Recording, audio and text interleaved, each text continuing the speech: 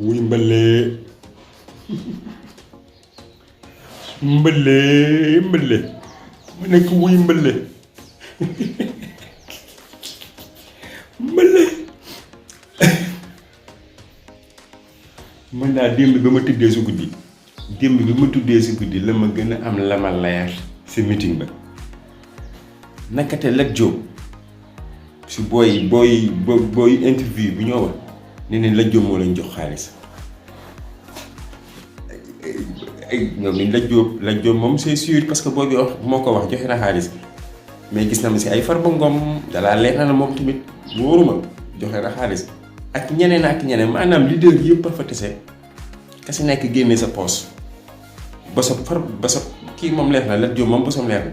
mais ñeneen ñi si ñi ma si dégg dalaa leer na ne seeni koñ joxe den fa moo ni pour ñoom ñëpp boole seen doole leader yi meeting bi dabul fenn moo tax bokku leen ak ku sell ki danaa nii rek fu waay jóge ñëw paasal suñu bopp rek la lépp ñëw kenn ku sell ki roy du niroog pire roy du niroog pire